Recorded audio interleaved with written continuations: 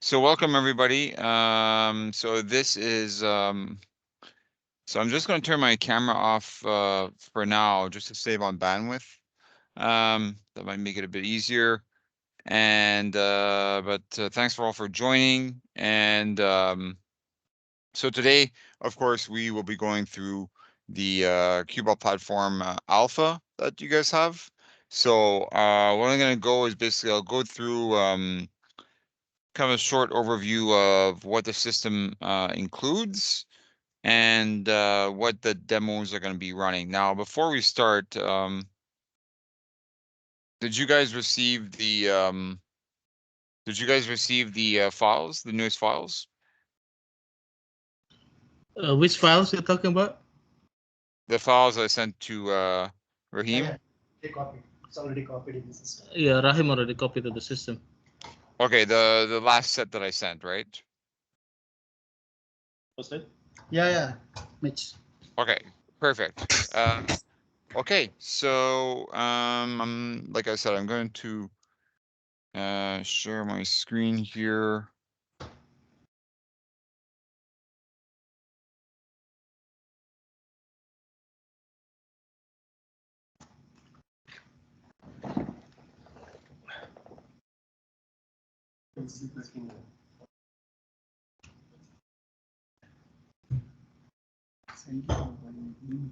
All right, can you see this?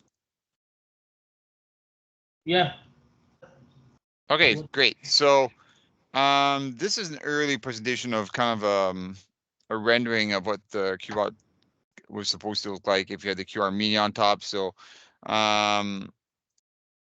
I want to show is basically the components on the QBot platform alpha, right? So the alpha has first of all, it has a Raspberry Pi 4 computer built in, so it has a Wi-Fi.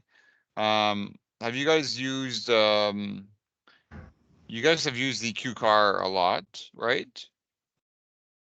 Yeah, the student. Yeah, so we went through that with the Q car. So this one is it doesn't use the NVIDIA or anything like that. It uses the Raspberry Pi 4. So it has a built-in Wi-Fi, similar to what the Q car has, but it's a different type of OS, a different kind of processor. Not quite as high. It's not as high powered as the NVIDIA. It has a general purpose I/O, so it's a 40-pin header, including SPI, I2C, UART, PWM. Has four USB ports here. So you guys have a gamepad controller. So what we're going to do is just like you did with the Q car, we'll plug in the joystick dongle to the QBot platform so that we can try to drive it around. Like our previous so it's a differential drive. Each of the you have access to the encoders to measure the position of each wheel. There's a digital tachometer and current sensors, so you can measure all of those measurements are available to you from the system, right? So you have a lot of so you can measure the position, velocity, and current of the motors on that are actuating the wheels below. There are two cameras. So there's a downward facing grayscale camera. So that's underneath it. So it's a 20 hertz downward facing camera. So we're going to use that camera when we're doing the line following example. There's also a front camera. So there's an Intel RealSense RGBD camera. So again, similar to the Q car, has that Intel RealSense camera that we like so much, and that provides you with RGB and the range measurement. With me so far?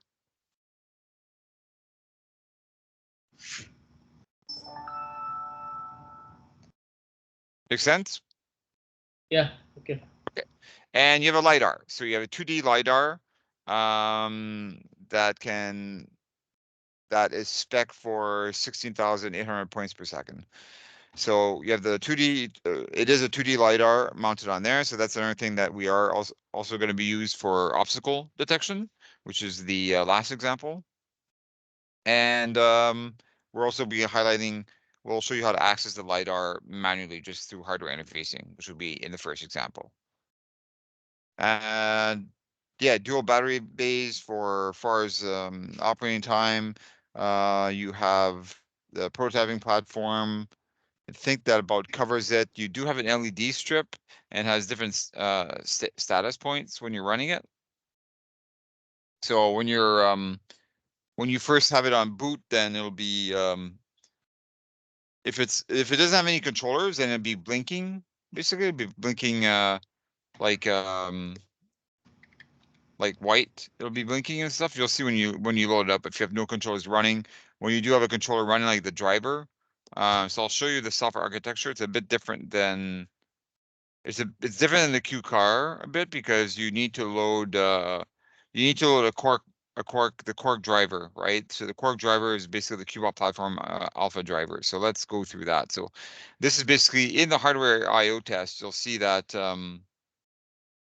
what I'm showing here is the one on the left is the actual Simic model that runs that you'll be running, and you can monitor the wheel position, the speed of the wheel, the motor command, the accelerometer. Oh, so it has an IMU as well. I forgot to mention that. Very important. So it has an IMU with a three degree of freedom gyroscope and a three degree of freedom accelerometer. You can also monitor the battery voltage. So here is showing you one mode of operation where you can apply the linear velocity and the rotational angular velocity. So that's one control mode that you can have. Note that while we don't use it in the examples, but there is another control mode available where you basically, instead of applying the linear velocity and the rotational, the angular velocity of the vehicle, you can command the left and right velocity of the wheel. So there's that other control mode as well. Now, when you're running the driver, so we supply the source file or the Simic model for the driver, although we don't actually recommend modifying that for the QBot Platform Alpha. So if you are going to modify it, just kind of let us know what you want to do. But the Simic model is available to you. That Simic model is called QBot Driver, as you can see on the top right. So usually what you do, our recommendation is just use the precompiled version of the QBot driver, right? So when, for example, we're running a bunch of demos yesterday, and that's how we did it, right? So you can basically click on the QBot driver that's supplied to you, and you say run on target, and then you enter the IP address of your QBot platform. Does that make sense?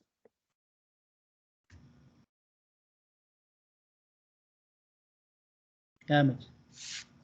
Okay, so if I Mitch, 1 minute. Yesterday you sent that folder, no? So actually it's not opening. Can you share one more time? Yeah, sure. Let me send it to you right now. As it is protecting from Microsoft, we cannot open that. Well, it always does that. You need to enter your credentials. Yeah, we added, but it's showing error. Okay. Okay, give me 1 minute.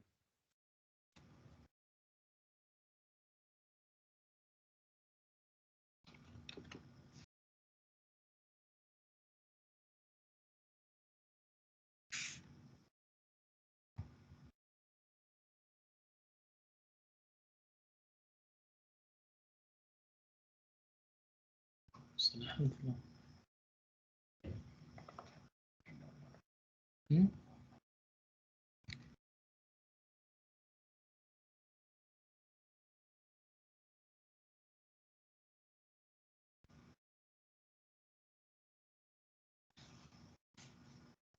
Okay, so I just sent that. Maybe give it a few minutes.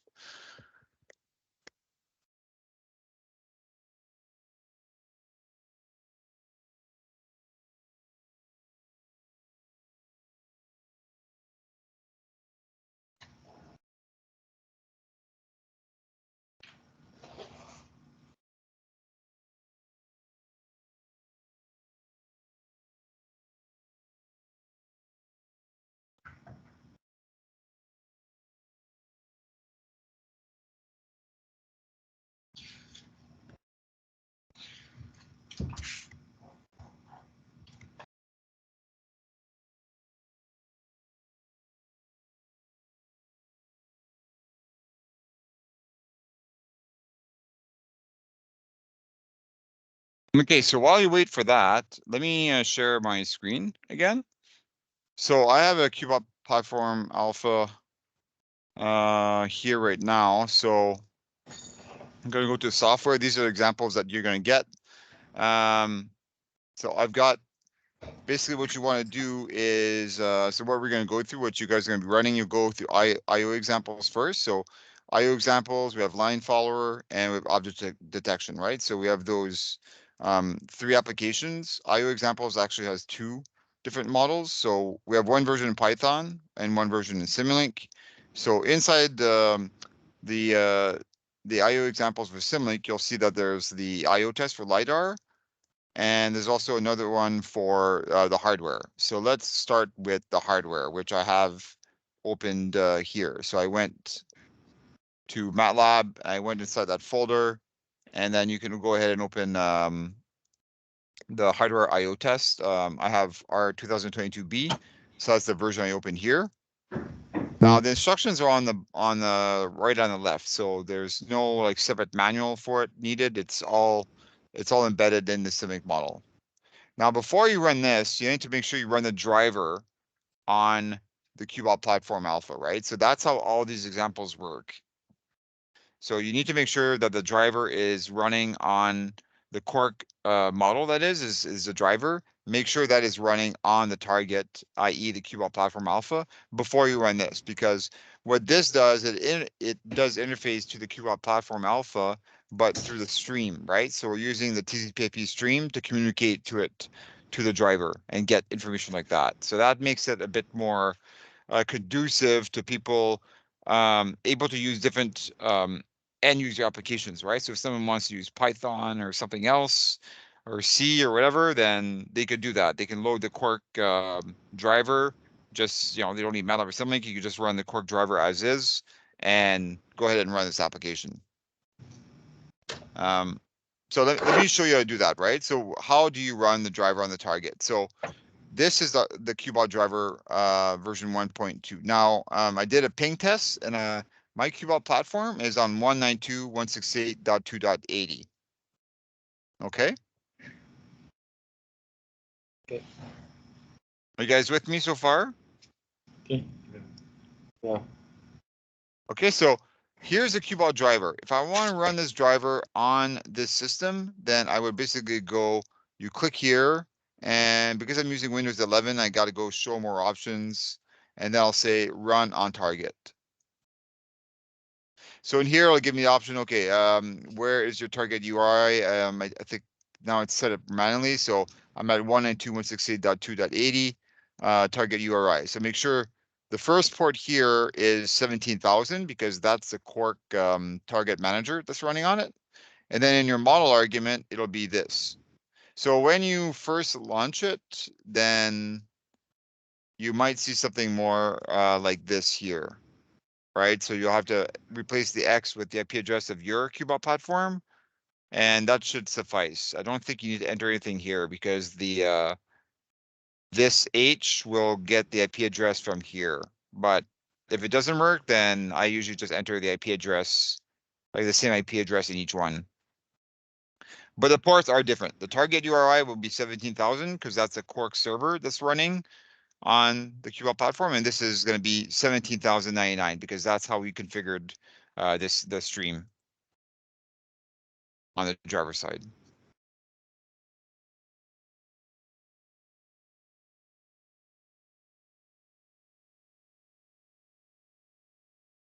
Okay, so I'm going to minimize this. So I'm going to go ahead and run that. And I see that it looks like it's running. So it's running at 33 Hertz. Excellent. And then what I'm going to do is go back to my Simulink model here. And you want to make sure you go to hardware settings. Like go to code generation interface, and then make sure that the IP address is set to the IP address of your QBot platform alpha. Again, this is all documented here.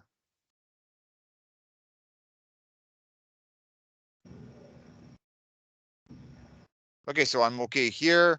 And then I'm just going to go to monitor and tune.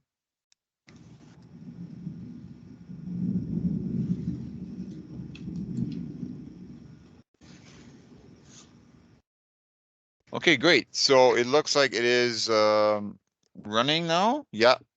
So I'm going to share my. All right. So I don't want to get you guys dizzy here, but let me show you. It's here. So here's my QBot platform alpha. So now if I enable the motor, then you'll see it spinning around. If I disable it, then the LEDs will go on. But because of the LED is blue, that means that there's a controller running on it, right? So because I am running, if you look at the Quark Manager I had open, you can see that I'm running a thread right now, right? So I'm running a controller, so it's in blue, but it's disabled, right? So when I enable it, then it goes green, and then I can change the radius to another one. So now I'm turning it right.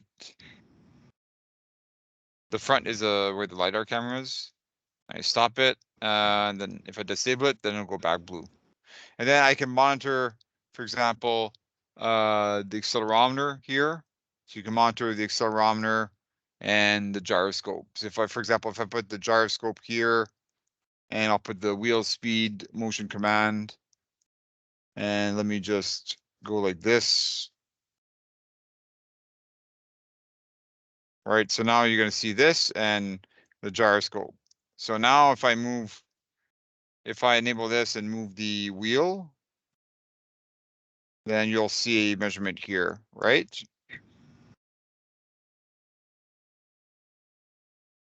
Then if I stop it, and then that gives you a view of, the gyroscope in the Z direction, of course, the rotation about the Z is giving you a rotation.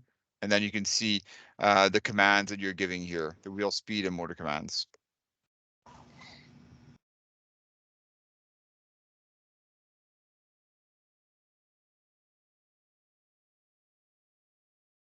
How's that? It's good. Hello? Yeah, it's okay. Okay, good. Now in the next example, when you're doing, so now I'm going to go back to the camera LiDAR test. So in here it has the downward facing camera is in the video capture, and you have then you have the Intel RealSense camera and the raging sensor, the LiDAR. So now if we click on this and run that guy. So I've already configured the model to run on 80, on port 80. I went to settings. At least I hope I did. If not, then I'll know.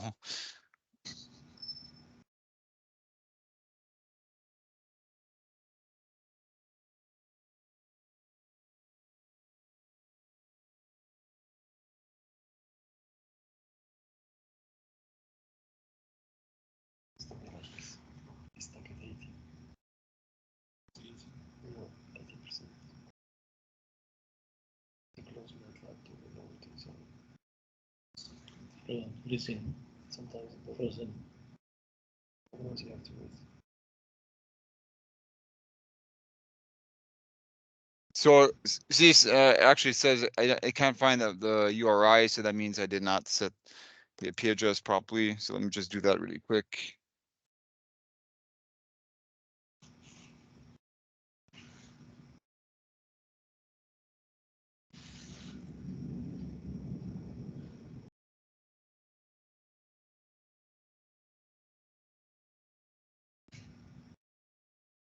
So I'm just going to go code generation. Sorry about that. Interface. Okay, so it's set to, so it was set to 5, which is incorrect. So I'm just going to go to 80.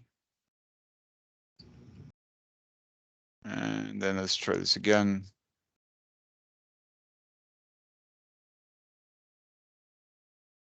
Okay, so now I'm getting the RealSense.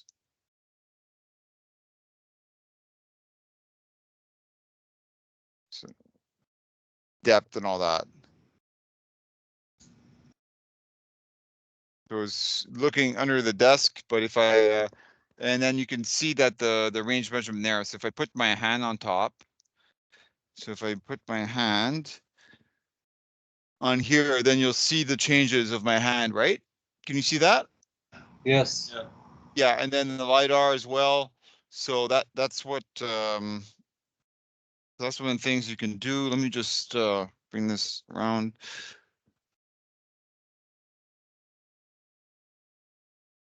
Okay, so now it's a bit better. You can see right. So now you can see that.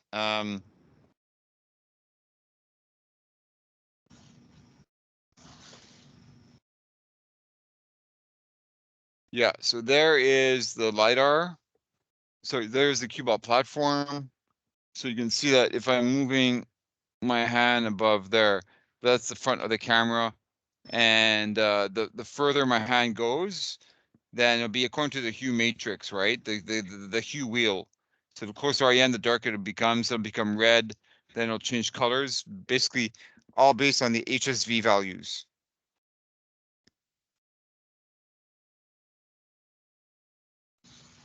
And so that's giving you the range. So the range here, so we're capturing the range and we're using the image transform with the colorized block. The colorized block will give you a representation of how far the objects are.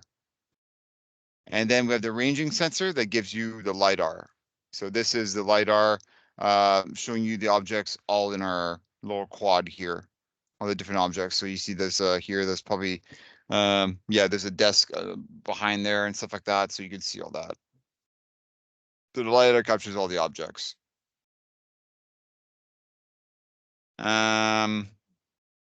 Yeah, so what I mean by that is, I'm just going to go to one more thing. So if you look actually back at, because you guys are advanced QCar users now, so I don't have to, but just as a reminder, if you look at,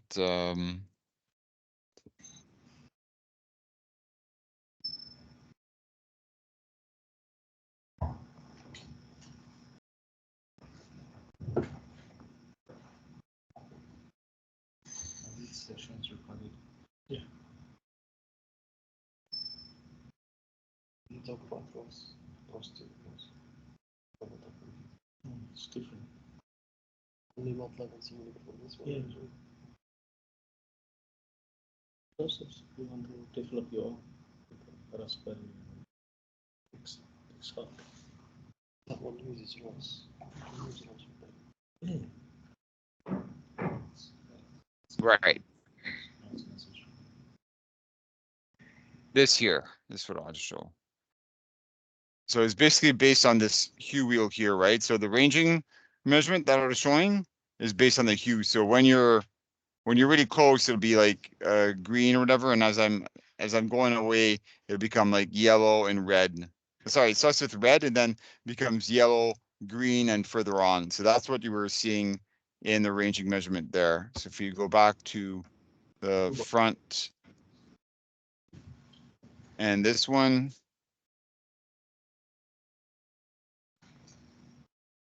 and we look at the wheel. So that's what this is showing here. In here. So it's the wheel that you see here. That's what this colorize is showing, right? So if I put my hand back here, right, and I move it back, so you see that now it's about red, and if I move it further and further, then it goes along the catastrophe wheel, because if you go more, then it becomes yellow, right? You see what I mean? Yes. Yeah, so that's what that's represent. So that's a way of representing how far an object is what that colorized block in here. Then this is just getting the video. You have the ranging sensor for LiDAR. So that's so it's very similar to the Q card that you've seen. Usually I'm gonna put an email.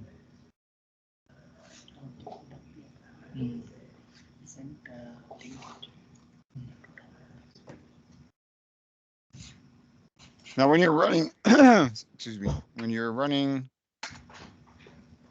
So that's one example. The next one, and then we'll have you guys run it on your end to make sure. So I got the QBot driver already running. One thing you can do actually also, and you may want to do this, is if you go to your software and when I went to Symlink and when I loaded this, right, I went to show more options and I said run on target. You can also run, you go to run at boot on target. If you see run at boot on target, then every time you run the QBot platform, it'll automatically load this driver. So you won't have to do it manually. It'll just do it. You don't have to do it manually. It'll do it when you power it up. It'll do it.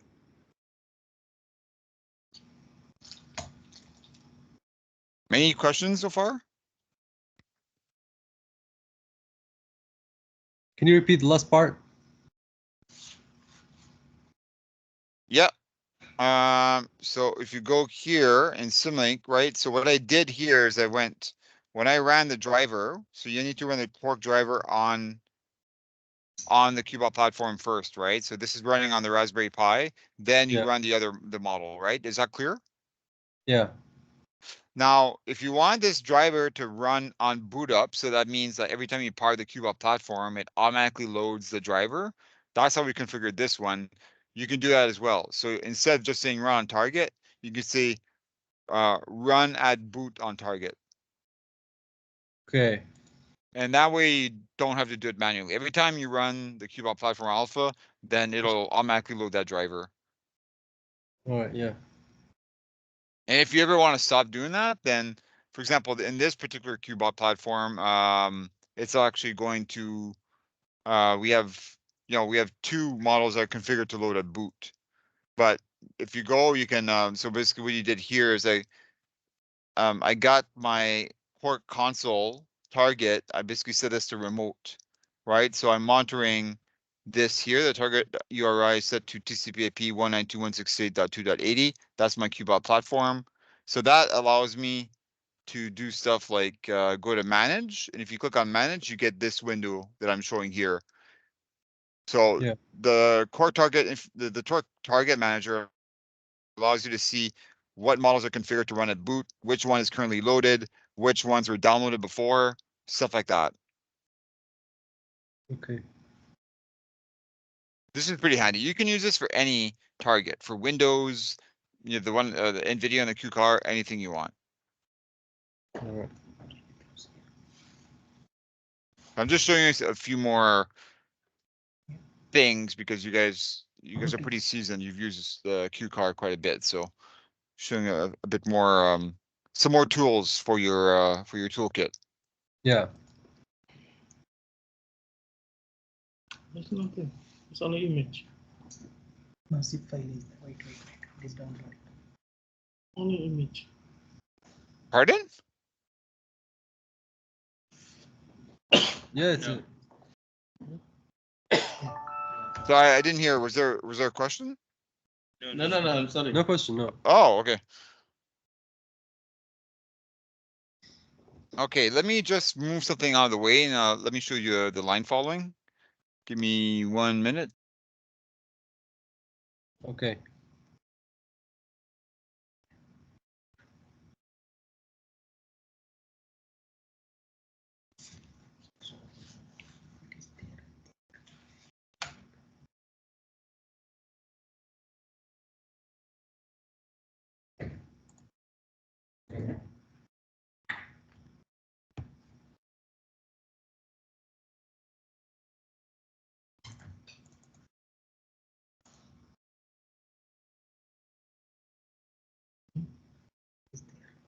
You already have.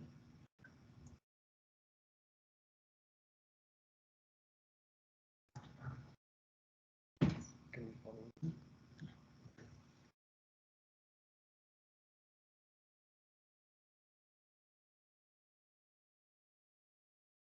So now let me show you. I got a simple line following here. It's not the best here. I don't have much room, but bear with me.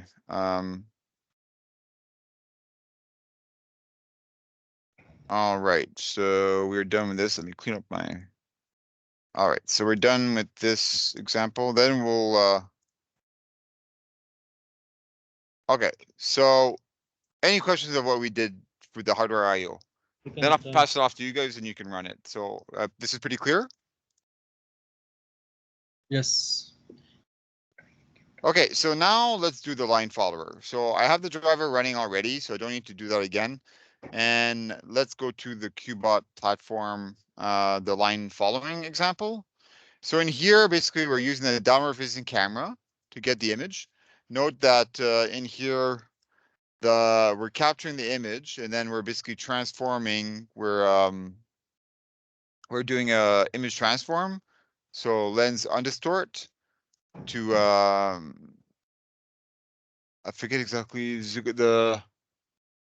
yeah, I guess the image is slightly distorted, so this will help with making the image more less so. And then we resize it, so we basically cut the image by half, right? Because you don't need the full image, so this saves on bandwidth.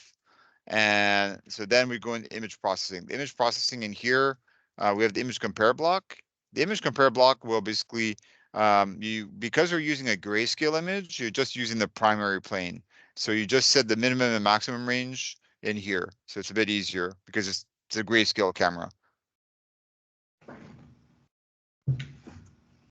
So it's configured to get a white line or a yellow line. If you have a white line or yellow line, this range of parameters should be okay.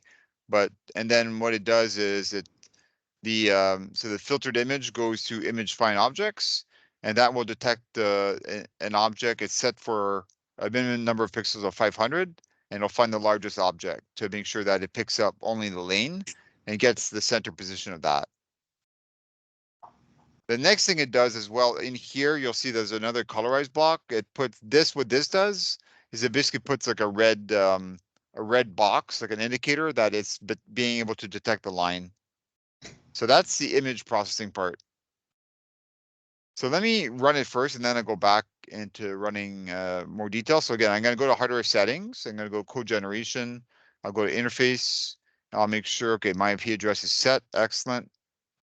So also the other thing is you have the joystick driver. So joystick driver here, you're using the game controller, again, similar to what you did with the Q car. You have to configure the map. So in here, you're just using, so here's my gamepad controller. You're just using this button here. The, the button on the top left. You're doing that to enable it. So that's all you need to do is enable when you want the QBot platform to drive follow the line, you press on that.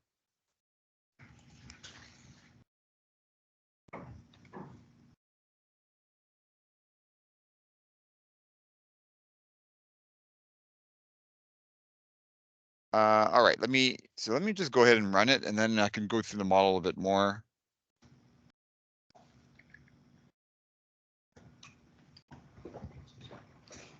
Okay, so you can see now the downward facing camera. So that is showing you that it's kind of detecting there.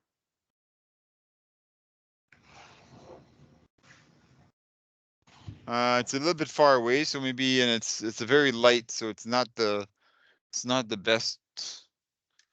best I can do, but so now I'm gonna go ahead and drive it.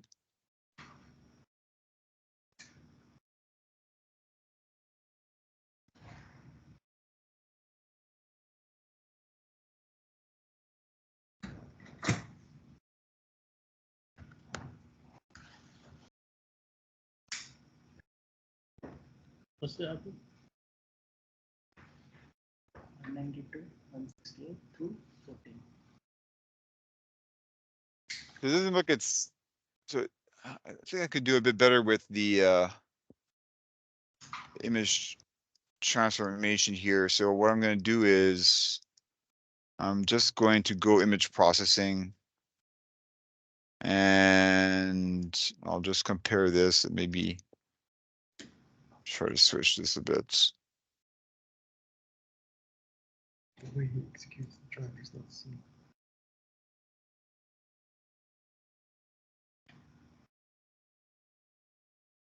I think that's a bit better. I guess too much.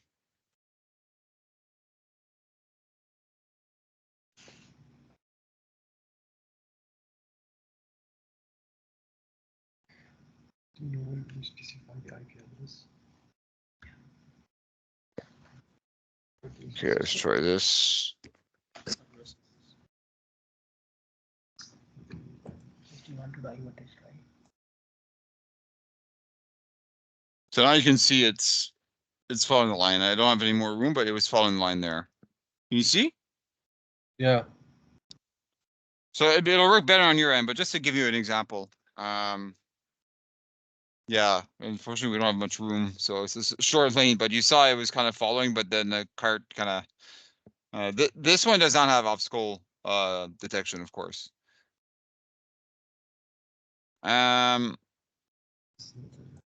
So then once you do that, you can see that basically as I'm so it's finding the object center here, right? So the CTR, that's the center of the object is detecting, right? So detecting object, the rows and columns of that object. The columns are basically so then it gets the rows and columns, it just gets the column value of the center of the lane. So it provides basically an offset here, and this is what then it goes and computes the error of the angle, right? So the error between the line supposed to follow and where the QBot platform is. So it takes the center of the lane, does a bit of an offset here, an offset with the image center, because remember the image is the width of the image is 320, and then based on the number of columns, which is the width of the lane. So the center point of the lane. You do this the image center to the image is the image here is the width is 320. So basically half of 320 is 160. So minus the center of the lane, and then you have a well, you'll have a course. Then you have a course correction here. In here, the ATIM will compute the error angle. So the angle between where the QBot platform is and where the lane is computes the angle here in rads. So that is what goes to the controller. So in here, this is your PD controller. So you have proportional control and derivative control. You need a lot of damping in this particular system. So that is then used to basically apply your command. So you have the steering command and the linear velocity command. Sorry, the linear velocity command is the first one, and the steering command or the angular steering in the angular rate for the QBot platform, which is basically the steering, that's here. Okay. You'll notice that the linear speed is a constant of 0.3, so it'll go at 0.3 meters per second. We also multiply that by a cosine value.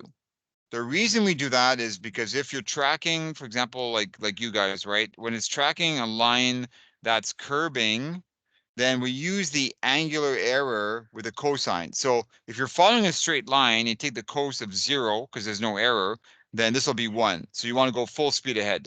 But if the line is curbed, then you want to kind of, if you look at the cosine value, then it'll slow down the speed a bit because it's going along a curb. Yeah. That's all that's doing.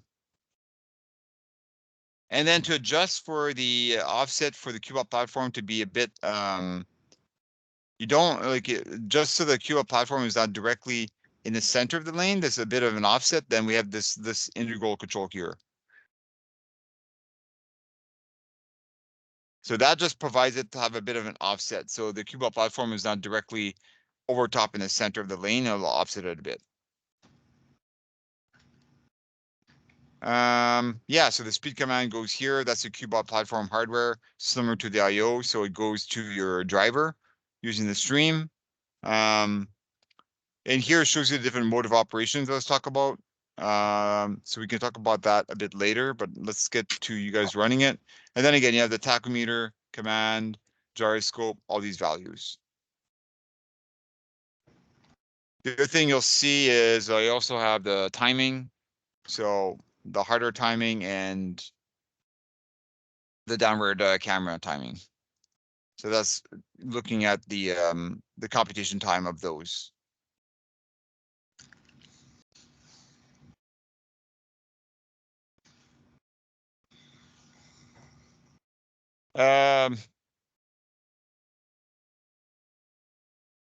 Any questions about that?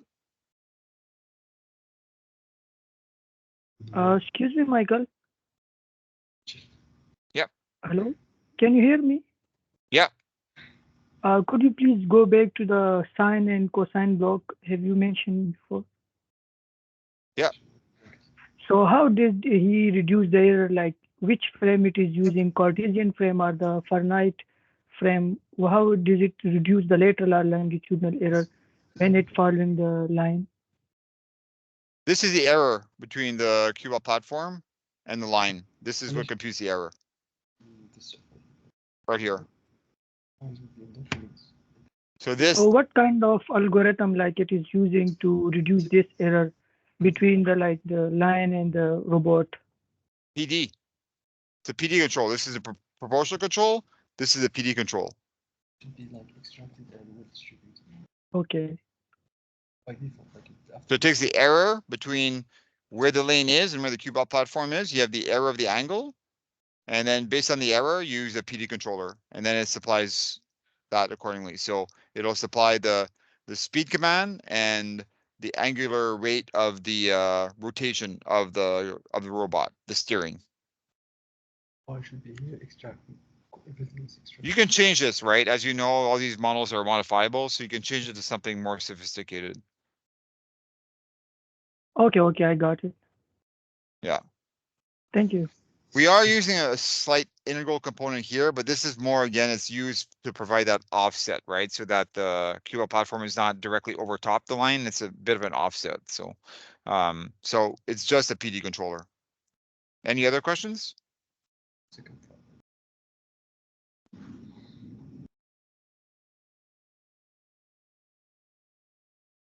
gonna ask him to walk us through the installation. Ask him to walk us through the installation. Okay. We can go through this in a bit more detail if you want, but I think at this point, let's have you guys now try to run it now that I went through. So I'm just going to stop my model in here, and I'll just show you how to power this down. So again, here's my lane following. So there's different ways to stop it. You could go here and say stop all, or you could go to I could go back to my QBot platform, my Quark manager. I thought he assumes that he stopped it. So I'm just going to go here and I'll say stop all. So now it's stopped, and you can see that now it's no longer running. And then you can just there's a button on the front. You can just press that to power it down. And that'd be it. I'll leave it powered on, but I think you guys you know where the button is, right? It's right at the top of the LiDAR there. So I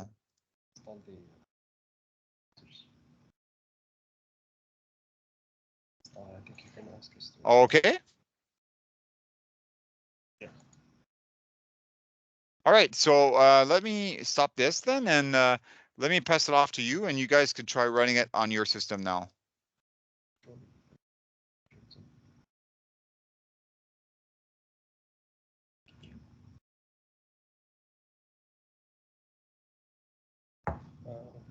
Connect to my laptop.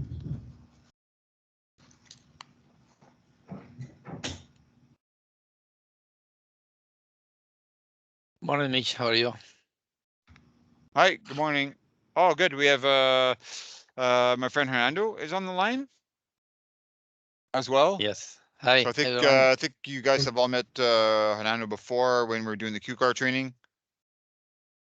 Yeah, I came here just to see if I can help in any way. But thank you very much, Mitch. Thank you. I will be attentive if any help is needed from my end. Thank you.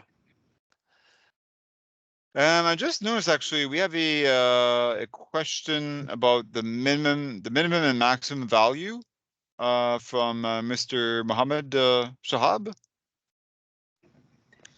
Sorry if I didn't pronounce your name correctly. Could you expand on that? What do you mean by minimum and maximum value?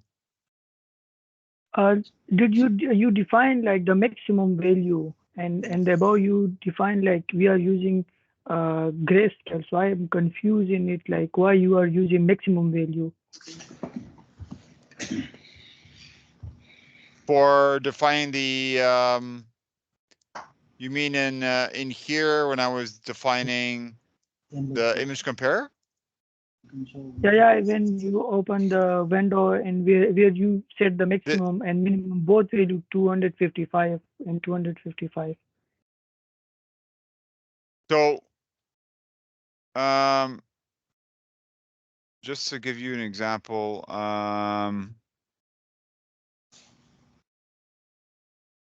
okay, so if I do this red, so note that in here, it's only for grayscale image. So you only need to modify these guys here. You don't need these because it's grayscale. Now I changed this, I put this more down because I couldn't detect the line properly.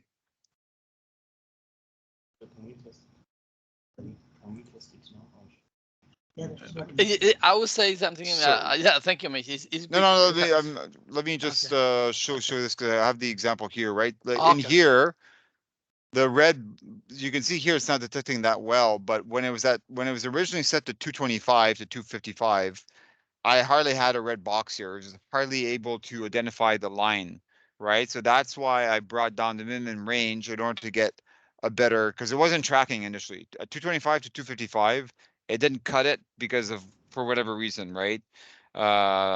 So what I did is I brought down the minimum range in order to be able to detect the line and follow it.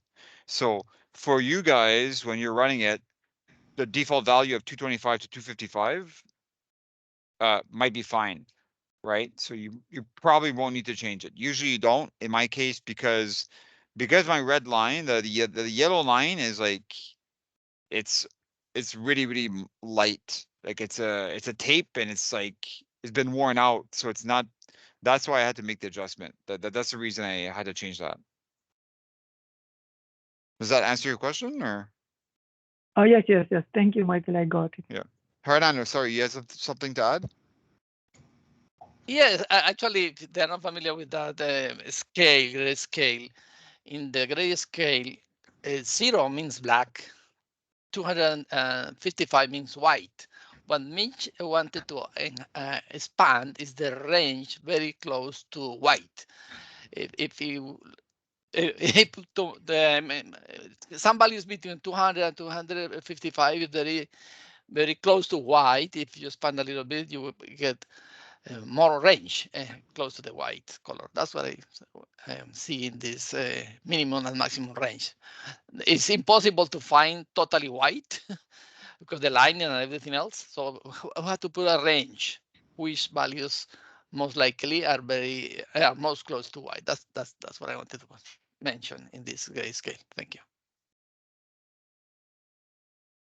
No, thanks. That definitely makes sense. Yeah. Okay. If there's no other questions, then I'll stop sharing my screen and let's run these two examples on your end, and then you can try the obstacle detection as well. Okay. All right, guys. So please feel free to share your screen so that we can guide you. Yeah, okay, one moment.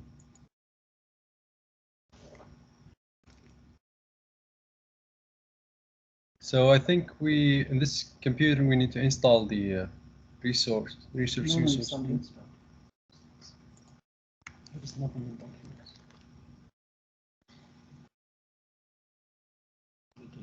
Can you see the screen? Yeah, I sent the files to Raheem. Yeah, the files are the second folder, research resources. No, it's not in research resources. I sent a zip file. Yeah, that one. This one? Yeah. It's 1 megabytes.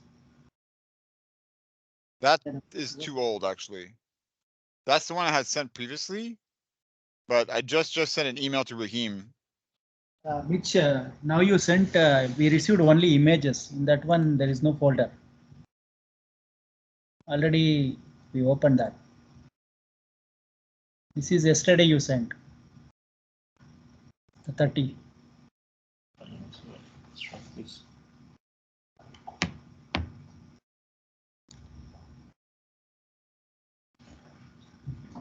You had only images. Yeah.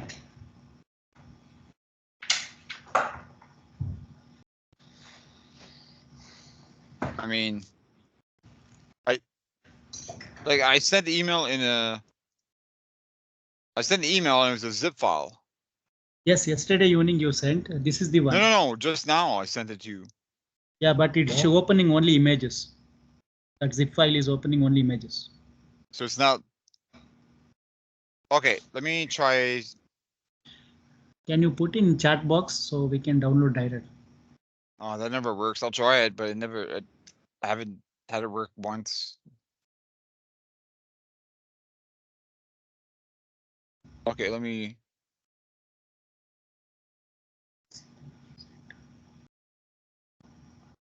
Okay, let me try it. It was removed, it says. Oh, this one doesn't tell me. That's what I told you, images are open.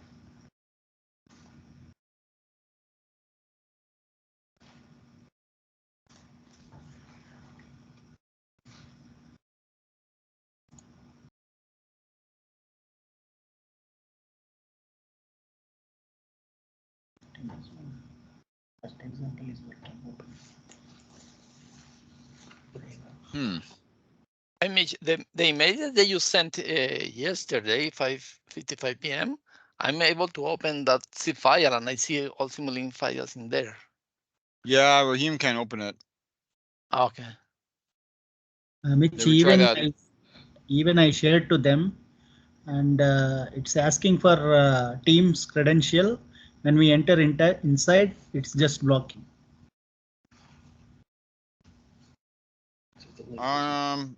Let me send you. Give me 1 minute. Let me send it to you again. I'll give you the OneDrive access because we've done this before with Raheem and it worked. So I think it's because some people had access and some people didn't in that email or something like that. So let me try something else. Give me 1 minute.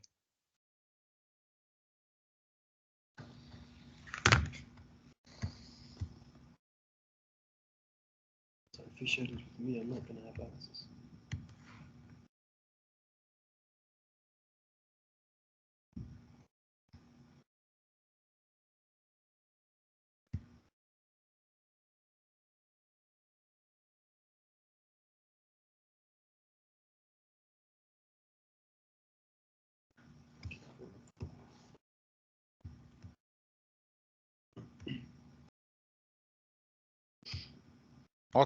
Okay, I'm just sending you an email right now. So I gave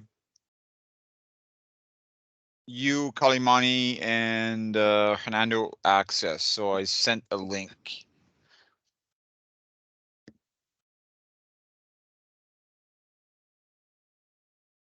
In the meantime, I'll try to put this on the chat.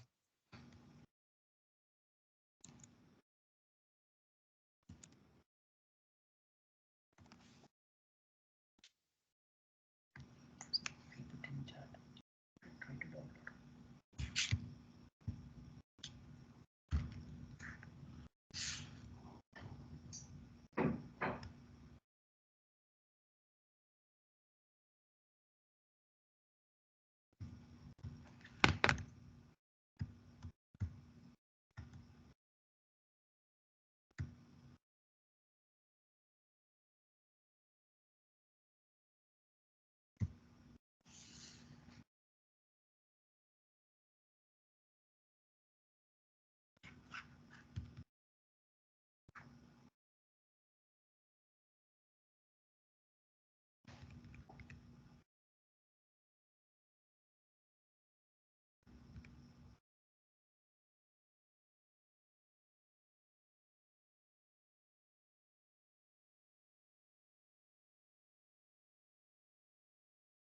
Did you get it, Raheem?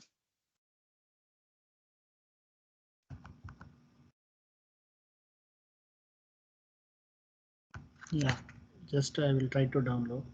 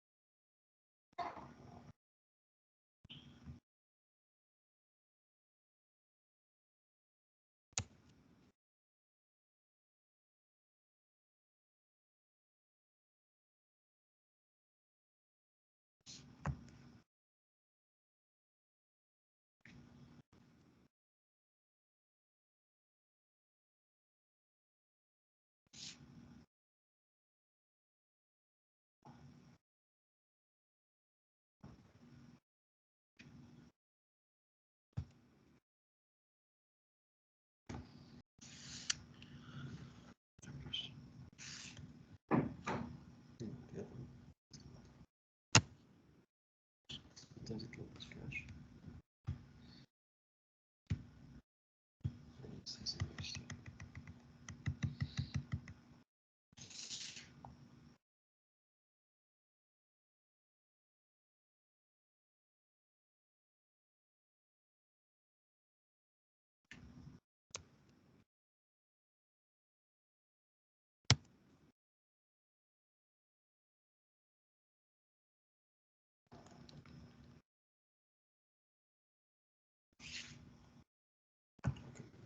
It's huge after we download. But it's not came.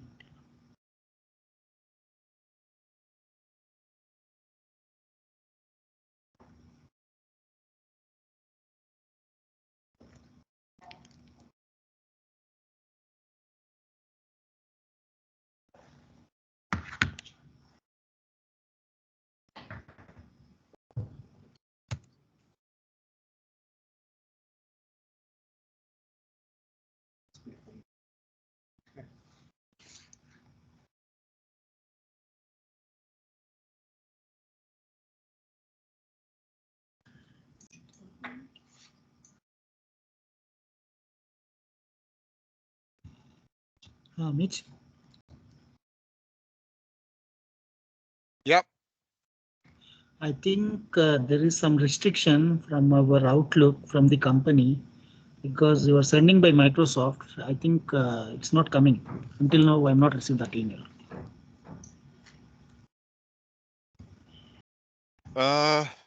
Okay.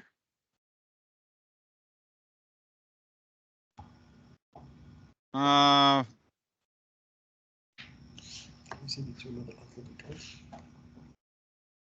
I'm mad. Let me try to post it on Dropbox. Yeah.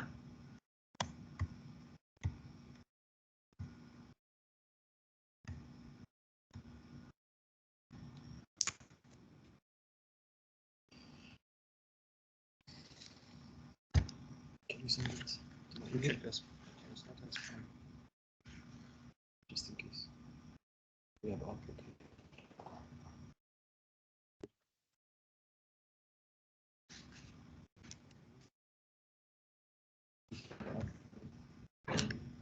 Type there. Your email ID. Let's see. Okay.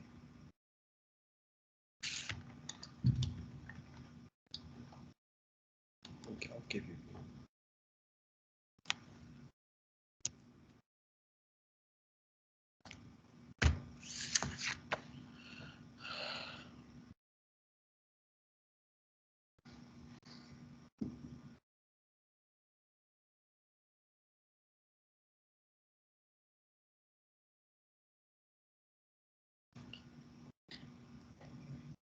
June 2022.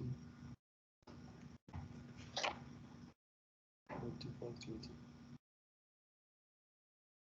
I'll give you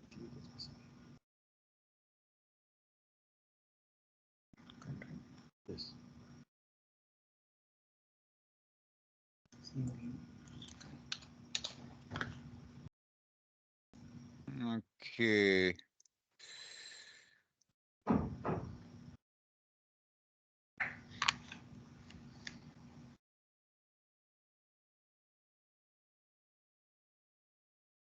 All right, Raheem, could you try the link I just posted on?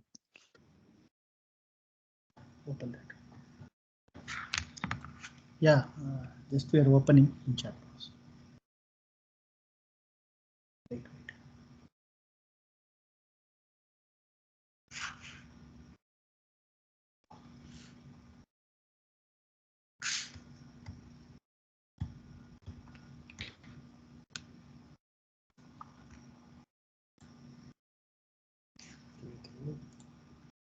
Okay.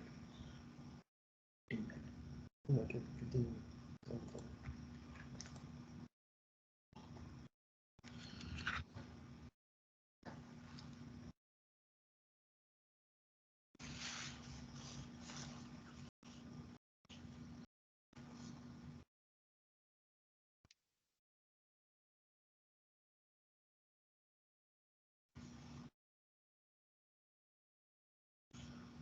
Yeah, done.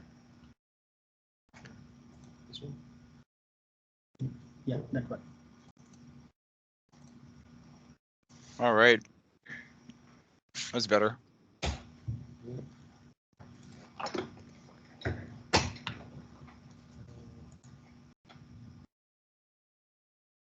Should we... How do we... install anything? Just, Nothing.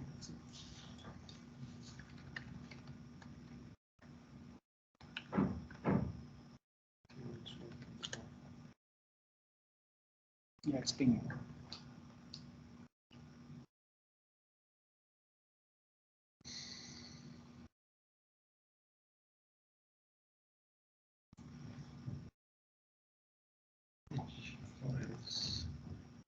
Which one do we run first? Let's go to the no. Let's do the hardware I/O, please. okay. Should we extract and run? Or...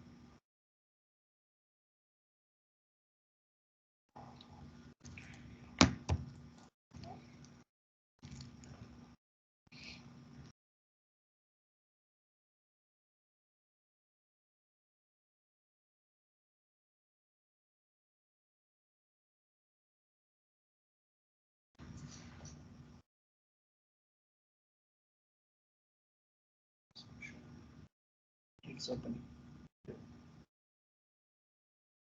On MATLAB, installed everything. All the compilers they installed.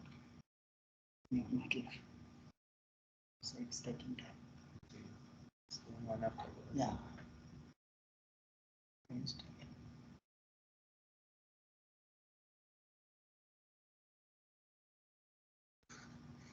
Close.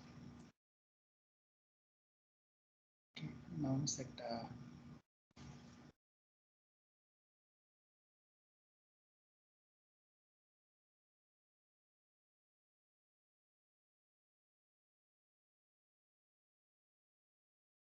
Zero?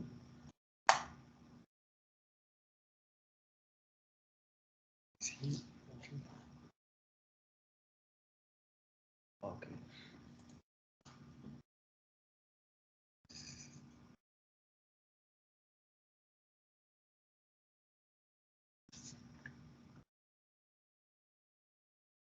no. Either? You have to set on target.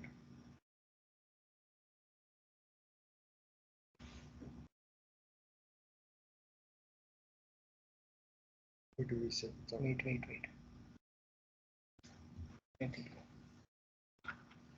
Is it?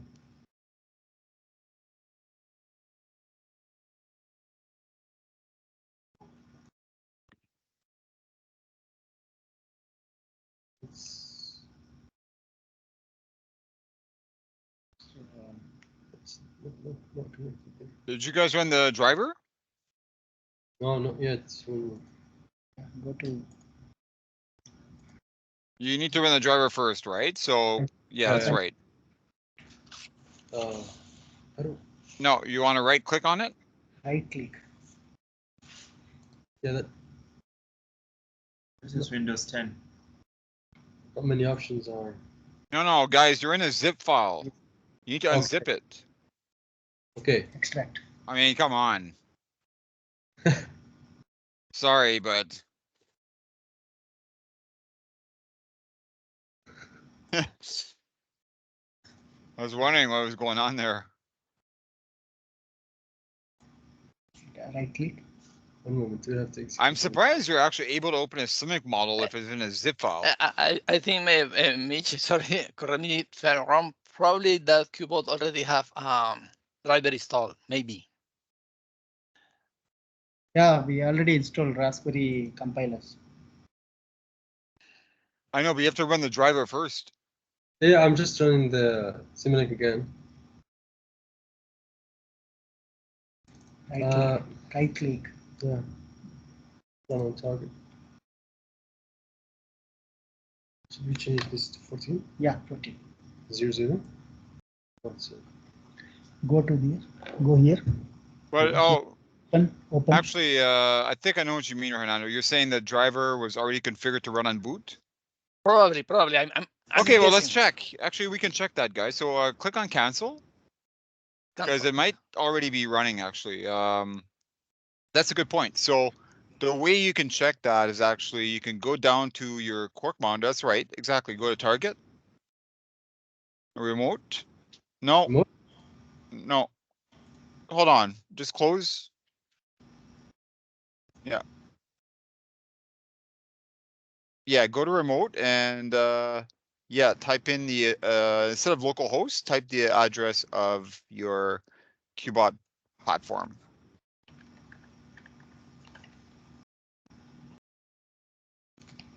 Okay.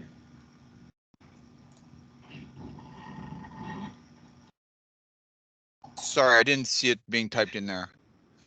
Oh, we just typed it. Make it. The problem is this is going very slow.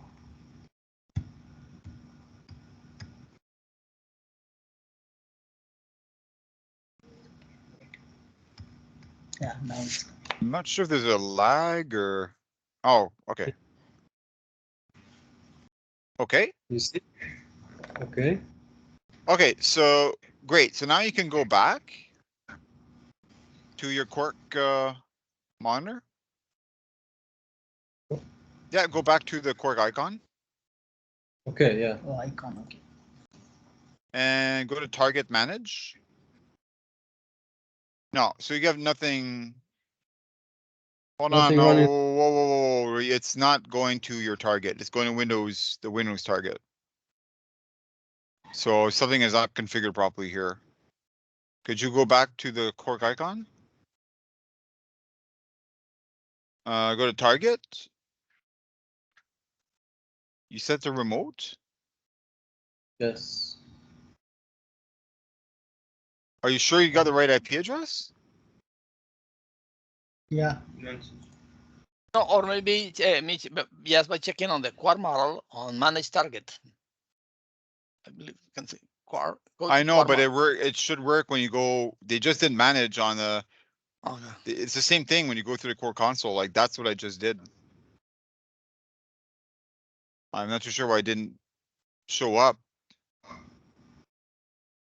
No, that's right, guys. Okay. Okay, click on OK. That's fine. Okay, let's go to the Quark icon again. And go to target and manage. And maybe just go to the URI above. And just select the downward arrow. Weird. Okay, close it. Yeah. Okay, go to your hardware settings to make sure that you configure the IP address here.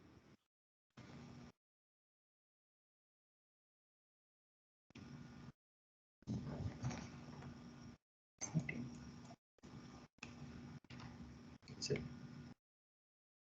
Like that? Yeah. And yeah, go ahead, go to the Quark menu Okay. and go to manage target. Where is it? Yeah.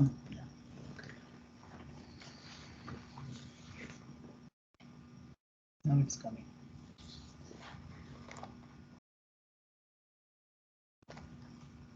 So it doesn't seem like it. Okay, so okay, that's fine. So you're not running the driver right now. That's what is showing up. So which is true because you didn't run it yet, right? So now like you were about to do, go to your Windows Explorer.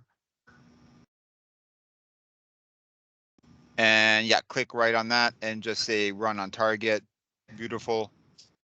And you can just set the last 2 digits there. That should be okay. Yeah, I think you just need to run it like that. Oh, it doesn't, eh? Okay, go back to it. 1 moment. I'll close this window. Yeah, sure. Okay. Yeah, I suspected. Okay, yeah, click on run on target. So you'll just need to enter the IP address. You see where you see the, yeah, you know it. Yeah, that line doesn't work. We'll have to update the documentation. I'm sorry about that. No problem. Run. Yeah, Okay, there we go. Yeah. So you didn't get any error messages, and if you go back to manage target, now you see the QBot driver. It's currently loaded and running. Yeah. Okay. Perfect. So now you can run this guy. Monitor and tune hardware. Monitor and tune, yeah. Okay. So right now you can see the driver is loaded and it's blinking, right? The LEDs are blinking. It stops blinking once you engage, basically once you have a model connected to the driver. Yeah. All right, so guys, now you can basically, if you enable that, then it'll turn left because you have the switch, the third switch is set to turn left. Yeah. Yeah. So you can go down below and make it turn right. So again, now you're commanding, this is the first mode of operation where you are commanding right or left. What Or you need to enable it. enable the internet. Enable, Okay. This is the enable. right? When you enable it, it's green, yeah. And then that change it to turn right. Okay. Yeah. You can also make it go in a linear fashion. So if you disable that for now, and then you set the forward linear velocity from 0 to like 0.3.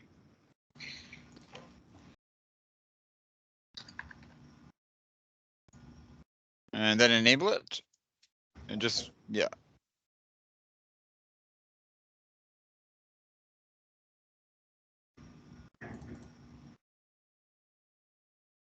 There.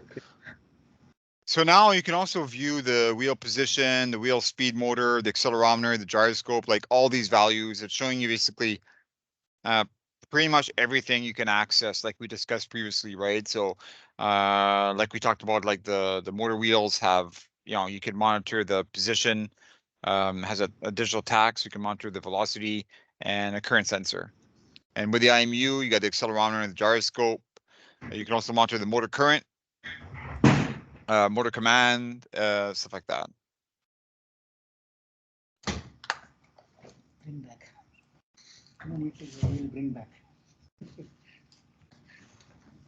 There's also some safety features embedded inside the driver, where if it detects a stall, it will actually cut the power out and stuff, so that it doesn't like, so it's not too aggressive on the motor. So if you do encounter an object and Yeah. you leave it there for a bit, the driver will like disable the QBot platform. So it has some safety watchdogs, if you will. Yeah. Okay. String done. Yeah, so if you look at the accelerometer and the gyroscope, you should have got some values from there. Yeah, we got some values. You did. Okay, there you go. Right. So I think you guys. you'll see in the last one we do obstacle avoidance, it allows you to drive the QBot platform through the gamepad, kind of like the manual drive example in the Q car. So Yeah. that'll be so we'll get to that. Do you guys have any questions about this? So far, so good. Excellent. Glad to hear it. Okay, let's look at the second IO example, which is for the two cameras and for the LiDAR.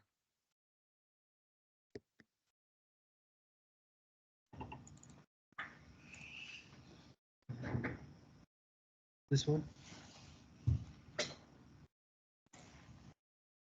Oh, there we go.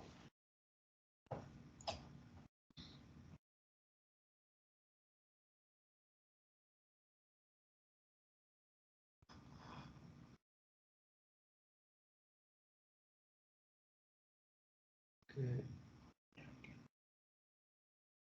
Should we run again the driver? No, the driver is still running, right? And you know by the blinking light, it's running. Yeah. Okay. Yeah. Yeah. It won't stop until you tell it to. Okay. So that's what I mean. Like the QBot driver, you might next time if you can just make it run on boot every time if you just want to run it, because you pretty much need to have it running. Yeah. But to be honest with you, this is the one example where you actually don't need the driver because it's not accessing the DAC, it's accessing the cameras directly. So this is a bit of an anomaly, but for almost like 90% of all the other examples, you need the driver running. So anyways, let's go ahead and run this.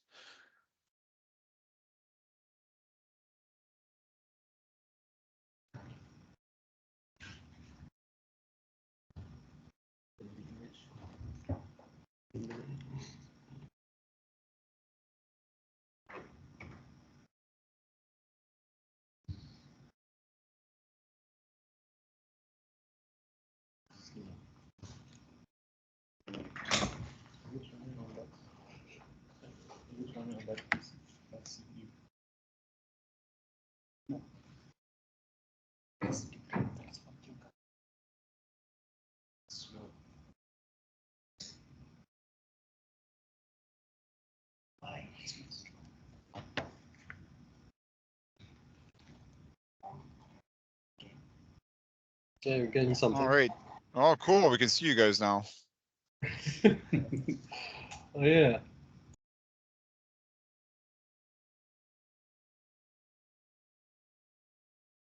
Nice. So again, if we go back to yeah, that perfect. Oh, nice. So you can see that yeah, you guys have a very nice floor plan here. Yeah. The road map. So you can see the walls and everything. That this is way better. Yeah, you can really see the LiDAR detecting the objects. Nice. Exactly. Yeah.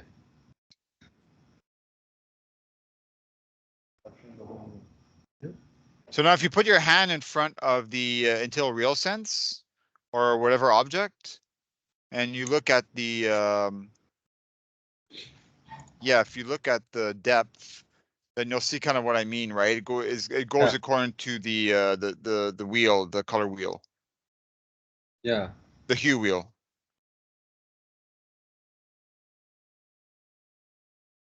Exactly. Yeah. So many of the concepts that we went through the Q car are on this system as well. And then the last one is showing you the downward facing camera. Yeah. The one gonna use for line following, right? That's right. Exactly. Yeah. So these two examples are basically, they're good to just test the system, but they're also good just to give you like the bare bones, low level access to all the IO you have, right? So, so yeah, if you ever want to kind of use something that, if you want to build an example from kind of a bare bones, just a basic IO, then these models can serve that purpose as well. So that's why we put these in place. Any questions about these two examples? Any questions? Yeah. No questions from you. Okay. In that case, I guess we can proceed to the line following. Okay. Should we position the QBot to a yellow line? Yeah, please. Okay. Can you? Position What's is on the- the line.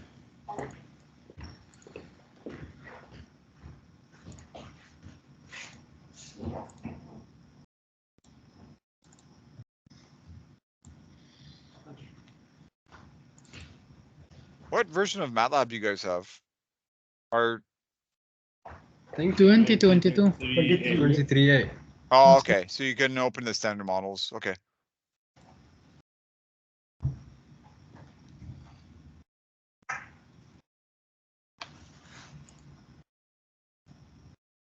So the IP.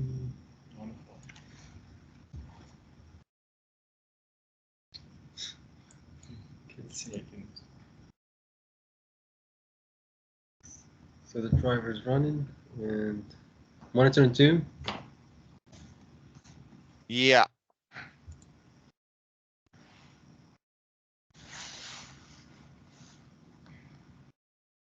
Wait, actually 1 minute, guys. Did you connect the dongle to the USB?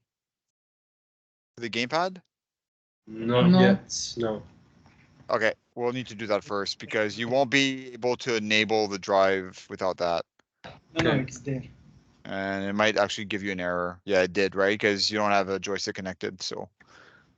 Yeah. You can use the same one you use for the Q car, just, you know what I mean, right? That Bluetooth USB dongle, just connect that to one of the USB ports on the Yeah. QBot platform. It's connected, uncle. It's connected. Yeah, it's connected. This is busy. To the That QBot. QBot, it's connected. Can you connect it in? Can it on? It's on. It is on. It's just off, right? Can you remove So that? here. No. In that one it is there. Remove and give me. Oh, Yeah. That's all. This is Okay, it wasn't connected.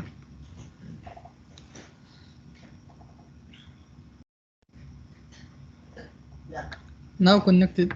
So we're gonna test again. Okay, not quite yet. It might be okay, but I was gonna say, let's check the game controller first, Okay. right? It's off or what? You might need to pair it as well. Yeah. What is it saying? No, I think on the side, right? which one is this? Not Is on, sure. right? Which Yeah. one is from this? This off. No, so, This is on, right? yeah, I think so. You don't have to pair it first. This is on, right? Could you look at your Simic model? Could you go back to MATLAB, actually? Actually, do me a favor, close the Simic model, Okay. then open it through MATLAB by browsing through the different libraries. So Okay. go back to software. You're in a zip file again. Yeah. Okay. I'm gonna copy the path.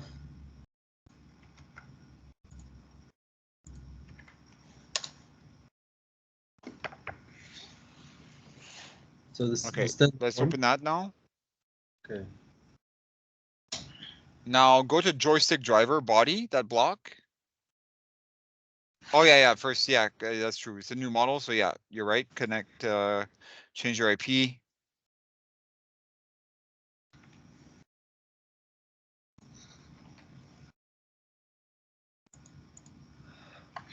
Oh, so joystick driver. Yeah, just go in there and click on game controller. Okay. See, can't detect it. If you scroll there, Yeah.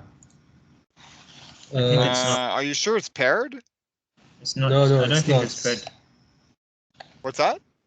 It's not paired. I think battery. Oh, that's why. Can we? How do you know it's on? Because I think the battery issue. I think we. Can you try that one?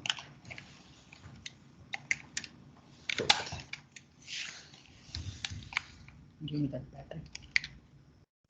No, now it's Pepsi. This is on too. Is it on? Yeah, no, it's on. Okay, one moment, try again.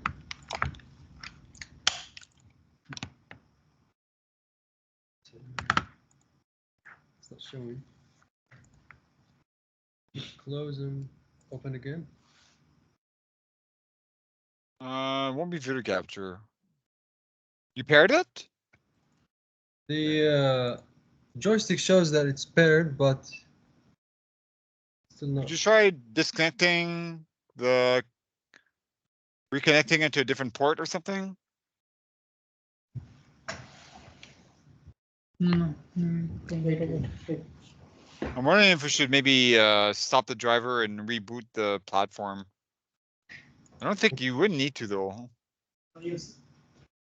Okay, we changed the ports. We're gonna open again. This didn't show it changed. Did it show The something? light didn't even go off. The light didn't go off when we changed it. So it may not be connected. No, nothing. I think the issue is with pairing it. How do we pair it? Should we? Which computer is it paired to? Oh.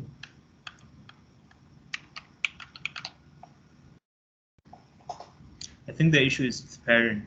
Can you?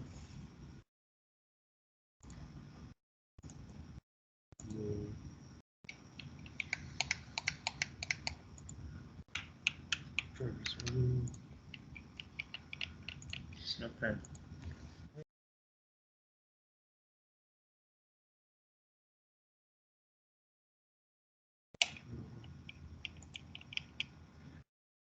You mentioned something about restarting something. Um, Yeah, go to let's enable try that. joystick. Ah, Go to the joystick driver and let's see if it's detecting it now. Yeah, go back to game controller. No, nothing.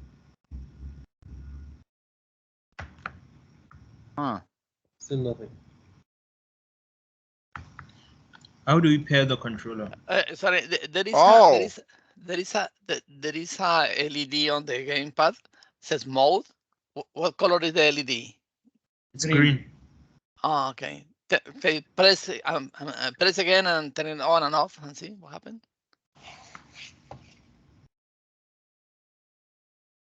Yeah, when you press mode, it's coming green and it's going off.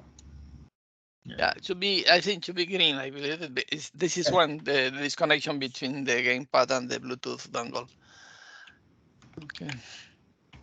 We reopen again the Simulink. Yes, please try. Yeah, sure. I'm just gonna check something in the meantime.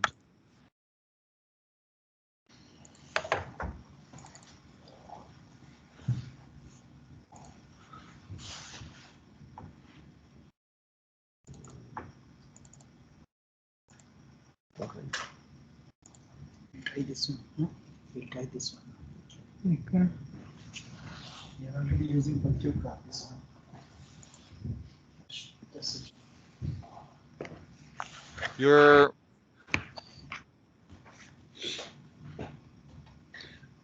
We will try another joystick now.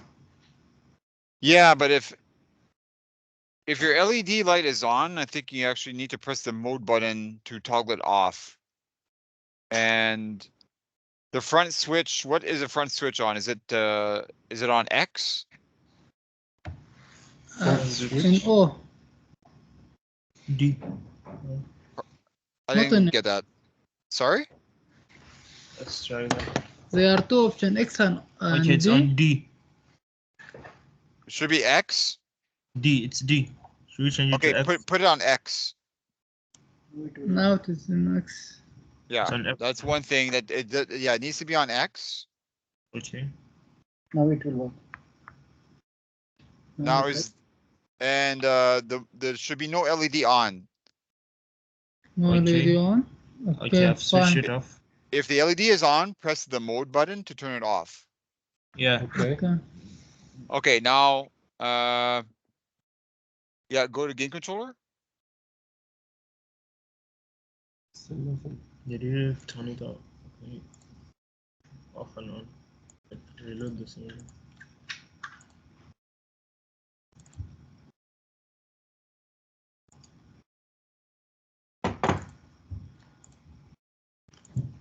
Still the same thing. Okay, try running it. In the meantime, I'll look at.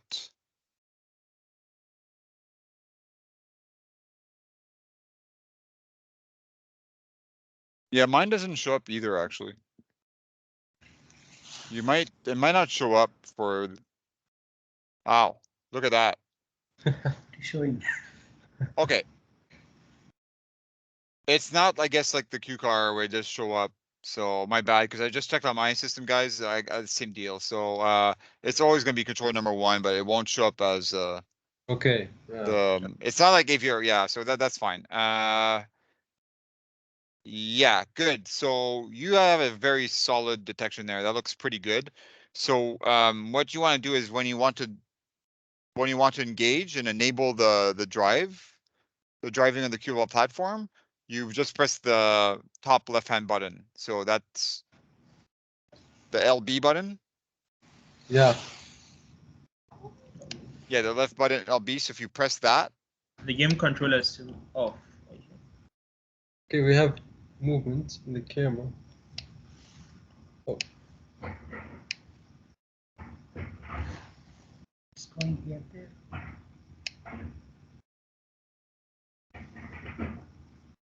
It's trying to. there's a. Okay, we're seeing something. Yeah. Can you see it, Mitchell? yeah, I can see it a bit. It's off. I can't see it in the camera anymore. It went past the view of the camera, but I can see the downward-facing camera. Yeah. How does it look? Okay. Oh, there we go. I see it now. How's that look? Wait. Yeah, one moment. It got off the course. Gonna put it back again to the yellow line. Okay, might need a bit of tuning. Yeah. I'm gonna try again now. It'll be right. It'll be yeah. So. Raheem, can you move a bit?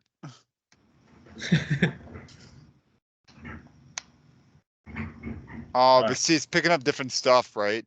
yeah. Because Yes. the white and the yellow for grayscale it has a hard time Yeah. telling them apart. That's one of the issues with the grayscale. It's a bit trickier. Exactly. Yeah. It needs black versus yellow something.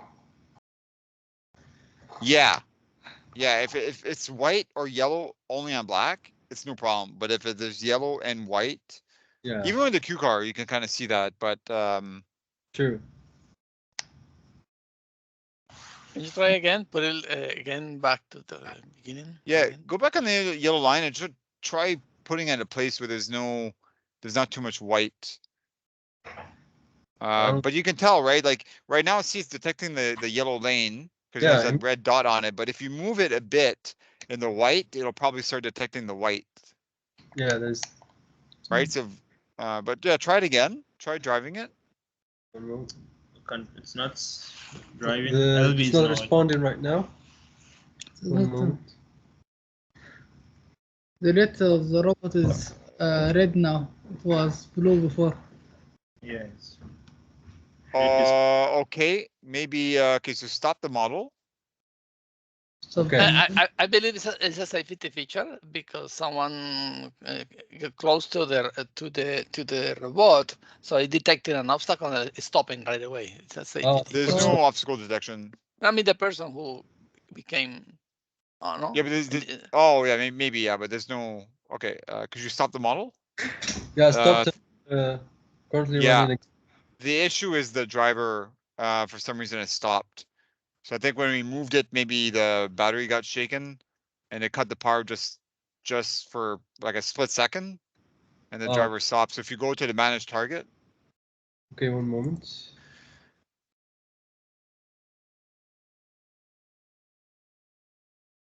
Yeah. Yeah. That's no problem. So yeah, you got it. Go to QBot driver version 1, the first one, and run that on target. Okay. Yeah, let's run that. It's running. Okay, now it's running, and you can see it's blue now. The LED's back. Yeah. So that's what happened. I think when we removed it, it just Stop the driver. stopped the driver because it was back on red, like you noticed, right? Now the driver is operational because it's blinking. The LED is blinking blue. Then when you engage it, it's solid, right? So that means Yeah. your model is connected to the driver. Now it should work. You reduce the speed, it will try to follow. Its speed is Yeah. very high. Where do we see the display? Speed command. Yeah, that's the block. You reduce the speed, it will try to follow. Lower speed is better. Can you try again? Speed. Now we will try again. Yeah, try it again. Yeah, We're going slowly slow. yeah. See, it's following. Yeah, it's following. See, there white is coming. See, it's more. It's getting lost. Okay, it's trying to get back. When it's turning, the white is coming. So it's confusing. Yeah, it's confused. Yeah.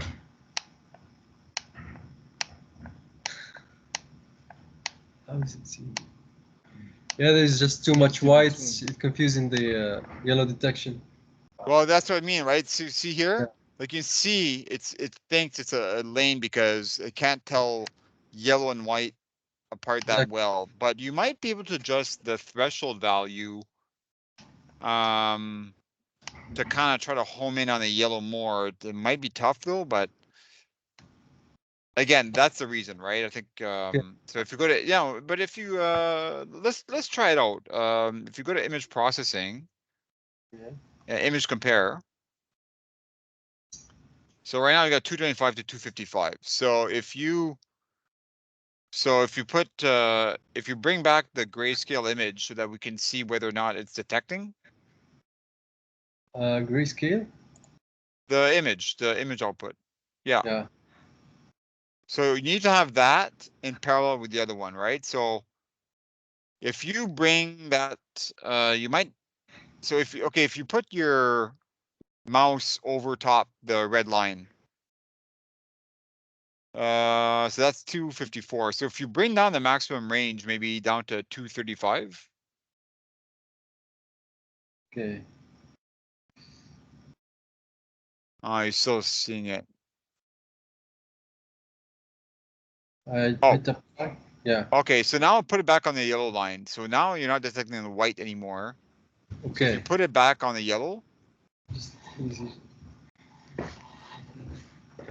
Driver stop. You will see if the driver gets stopped again or not. You're gonna move it again. well, we'll know from the LED.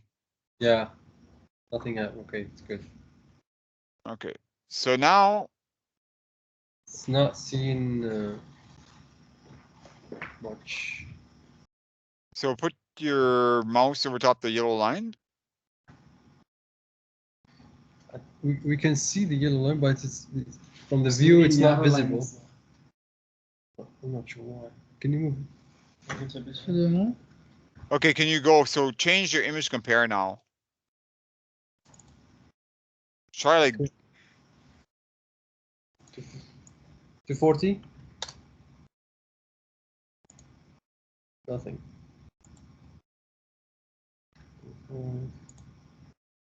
okay, go back to the standard value. 255. Yeah, nothing. Could you stop your model and rerun it? Okay.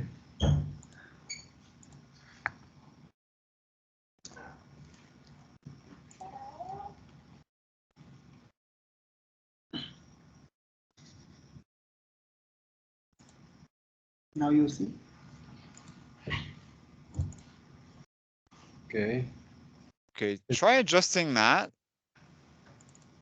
Try bringing it down to 235 maybe.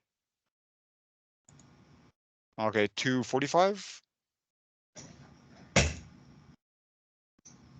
Still not. No, you Like- still need 255. Yeah. Yeah. It's like white. Yeah.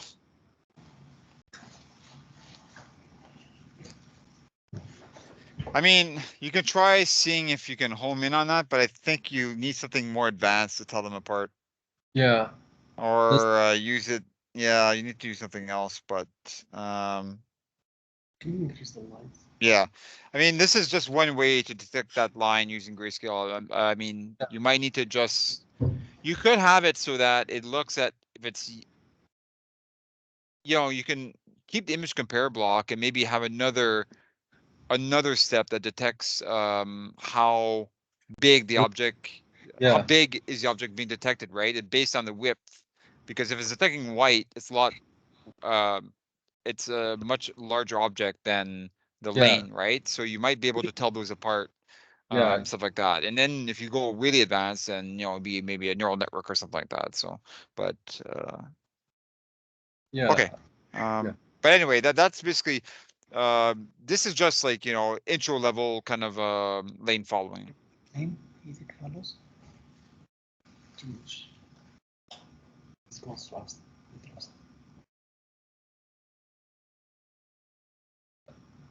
Did he say something?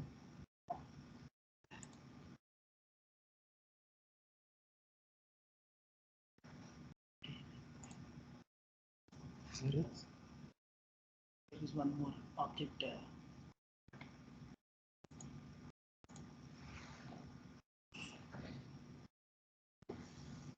Object description.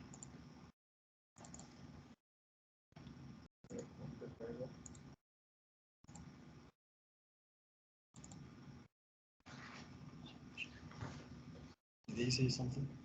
No, he is waiting for you. Then the wrong file. Written zip file.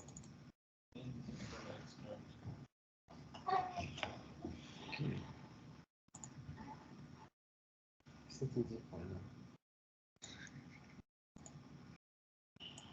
Changing the IP. Just checking targets running.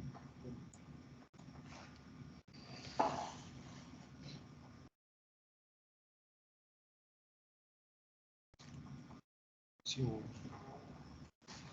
Yeah. I see something. No, fine. Oh, you guys are going for this one? Sounds good. Let's do it. Yeah. I think we need the joystick also as well. So it's You do. Then now this one is a bit more fun because now you can drive the Q car. This has two things, right? So you can drive the Q car using the joystick. So now you can the command, the linear speed, the linear velocity, and the angular rate for the steering, you can command through the joystick, through the gamepad, as well as enable it or disable it. Plus, it has the obstacle detection, right? So now we're using the LiDAR to detect objects in the front and in the back, Oh. right? You- So, yeah, go ahead and let's try to run this. Okay. Oops. You can use this.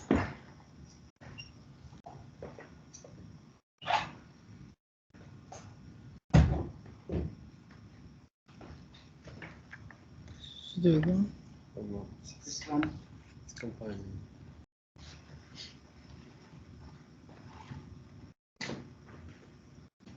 This. Now see, Yeah, it's running now. you can run this and this. Not okay. Yeah, we put an obstacle next to it. Okay. Okay, can you drive it first? Okay, I'm gonna test now. Which one? Do we have a map for the buttons? Which one does what? Okay, so the way it works is to enable it, it's the same procedure as before, right? So the left button, the top left button is what you Yeah, use to enable to drive. Then the left toggle, the left stick, Okay. right? The left and right will command the steering, and the right stick will be the command for the linear velocity, front and back. Right.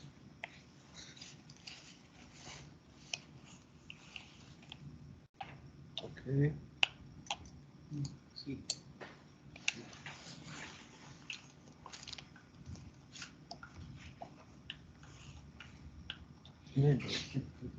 Maybe you have to go back because there's a obstacle in So front. you need to enable it, right? You need to enable it first. This is for forward, then this is right. Okay. Stop.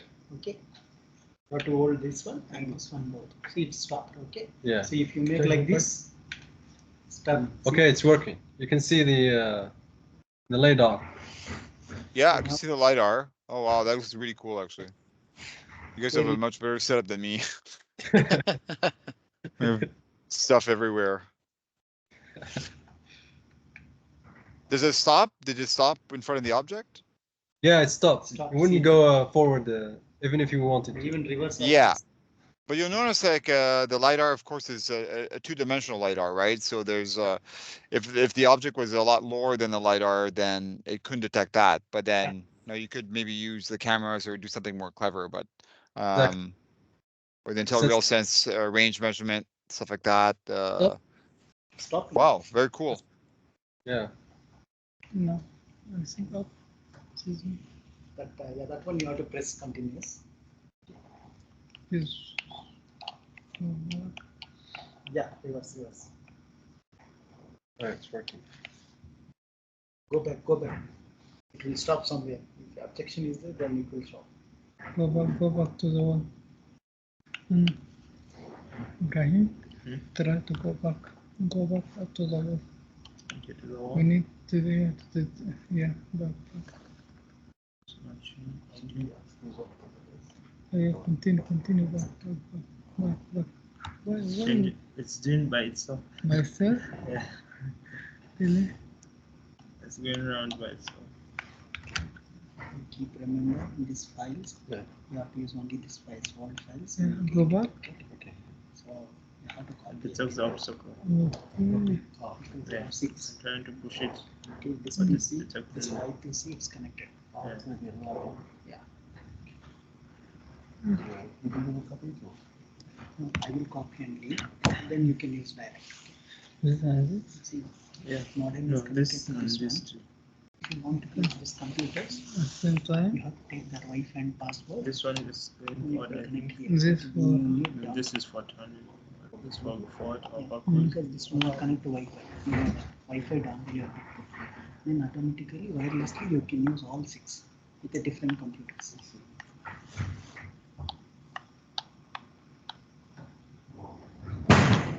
oh. It didn't detect. I will stop the Okay, code. That's the Mitchell, thing. do you have something else? You've broken the No. algorithm. No, he closed program. Yeah, That's why he it's closed the got a program? data. Yeah. You broke the algorithm. Okay. I thought you cracked the No, that algorithm. was great, guys. Well done. Thank you. Any questions? Okay. Well, that worked. Like I said, the line following it did work, but because you're using the QCar roadmaps, Yeah. then it has a lot of white, right? So if you know if you have the QBot platform roadmaps, or if you just simply just like kind of put something over top the white line, the white spots, then it'll be detect.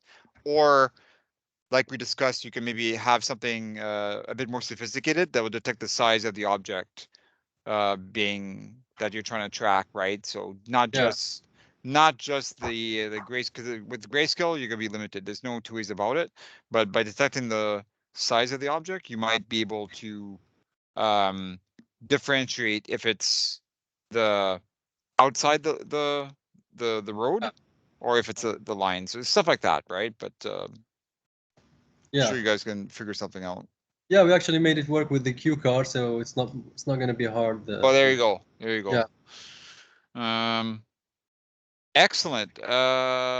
So I can maybe I guess we can, since you have it on your screen, we can maybe just do it that way. I kind of I went through a bit of the theory with the line following. So let's have a look at this model here, right? So if you go to the top left block. Subsystem? Yeah, we didn't name it. So this is the ranging sensor, right? So the ranging sensor is, of course, the LiDAR. So if you double click on this guy, then you'll see that it has the LiDAR that's connected to the QBot platform. And we set certain samples for resolution. So this one is set to 1680. Yeah. So we're running this at 0.1 of a hertz, right? The LiDAR is a bit slower. So the model on the QBot platform is running at 30 hertz. And this is running at 10 hertz. Okay. So you're capturing it every, yeah, I mean, it's, so it's going at a slower rate. Yeah. Measurement. Okay, you can cancel that unless you have some questions. So you're capturing the ranges and angles of the different objects that you detected. Yeah. Okay, let's go back to the main model. Yeah, that block there. So now based on the ranges and angles of the objects you have detected, the first one is you're doing a correction, right? Because the LiDAR is almost 10 inches ahead of the center of the center of the QBot platform, they do a correction here. So based on the light position, they correct for the ranges and angles of the objects being detected there. So it's within respect to the center of the QBot platform. And then it goes into the detect obstacle algorithm, right? So, I mean, you guys know this, but and then, yeah, you get the desired speed going through there, and this is what computes if there's an object in the front or in the back. Okay.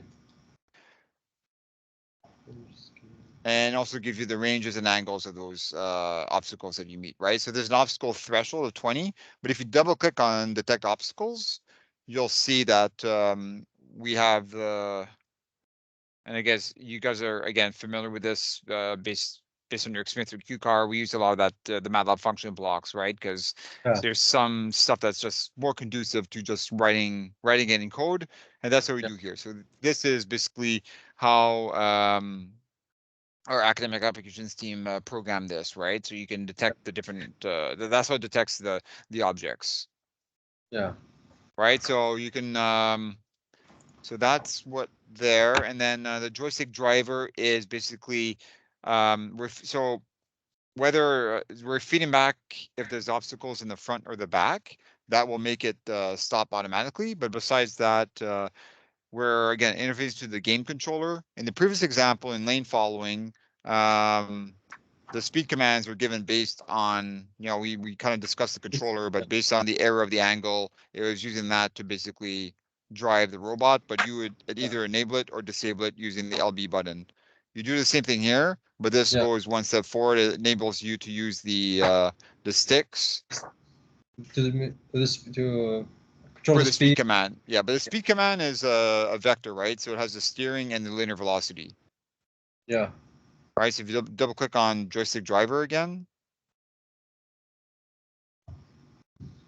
Yeah, so you'll notice that basically we're getting the right stick and the left stick, the lateral portion for both.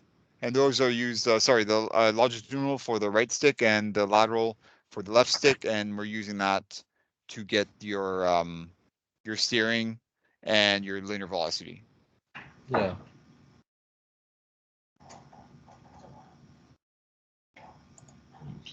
Right. And then in QBot platform, you give me the command in here and whether or not you want to enable it. So if you double click on this, it goes, that's what interfaces to the driver. And that's about it. So again, and then it shows you the different, the 4 different modes. So we are using mode 1, which is basically when you're commanding, that's for all the models, for all the examples we have, that's the mode we're using, right? So that is when you're commanding the steering, the linear velocity and your angular velocity of the QBot platform. But the other one, if you want the wheeled mode, then that's when you command left and right velocities to each wheel. Okay. Yeah. So we have the education. So we have wheeled and body for education, and wheeled and body for research, which is higher resolution. Okay. Resolution. And then based on the receive, from the driver, we receive all the sensor information. Yeah. Right.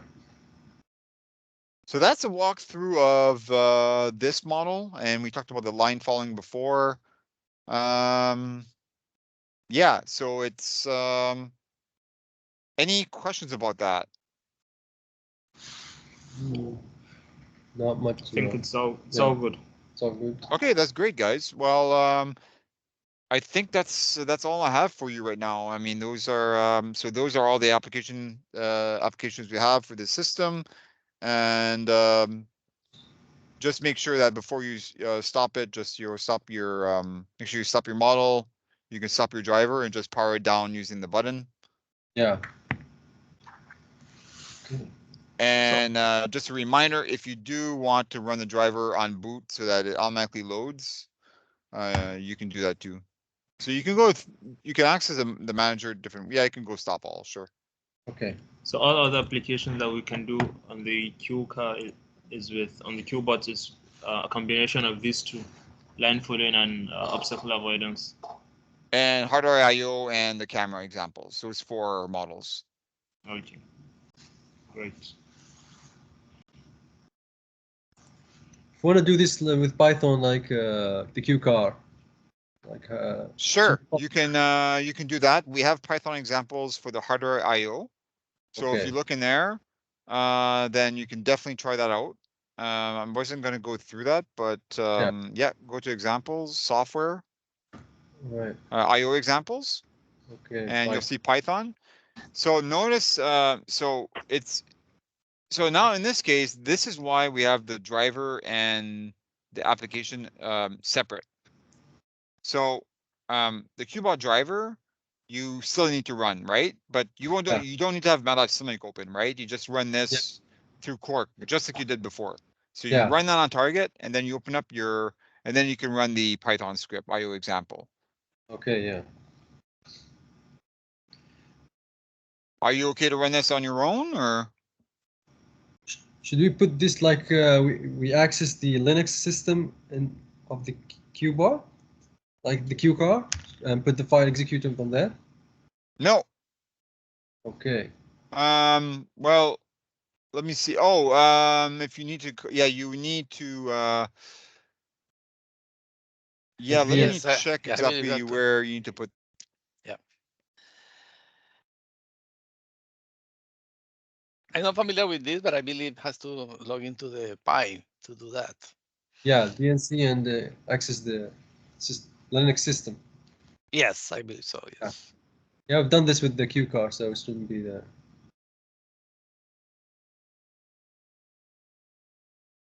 But the driver, oh no, why we need it? Or maybe using Pi software as well.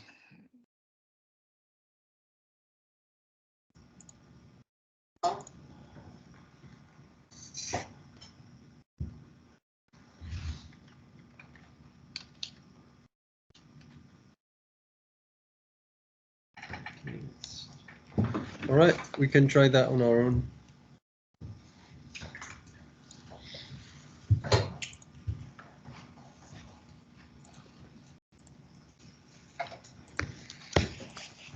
Okay, guys. Yeah, I just talked to my friend Murtaza here. So we do have instructions on how you can run this the Python example. So could you go back to where you were? I/O examples, Python. Yeah. Go to I/O instructions ND. Okay.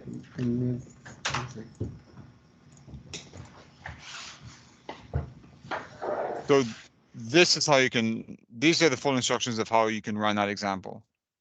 Okay. So you need to run the driver as usual, like indicated, but this will tell you how to run that. So you just need to change the IP address of the in the Python script. Okay. Then run sudo Or is this for Linux? Oh, Yeah, you can do it. I mean, it depends on you because you have Quark. You could do it. You can do it through the command line, or you can do it just like you did before. It doesn't matter. okay, yeah. But do it through the command. I would just do it exactly like it's stated here. Yeah. That way you do everything in command form. It's probably Yeah.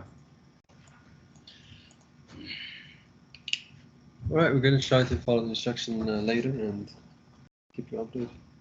okay. Let me know if you have any issues, and we'll help you out. All right, thank you Sure. so much. Okay. Well, I guess that's it, guys. If you have no more questions, then again, thank you for your time, and I guess this is 4 o'clock for you guys. Yeah, it's actually 5. 5. Yeah. 5:07. Oh, so Yeah. it's about that time, I guess. Yeah. Well, we went through everything we need to go through. So yeah, again, when you get a chance to run Python, let us know if you have any issues, and we'll help you out.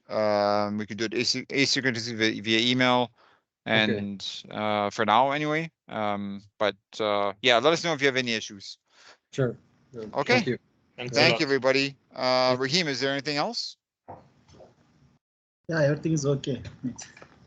Okay, good. Okay. Bye bye, guys. Bye, guys. Have a nice day. You too.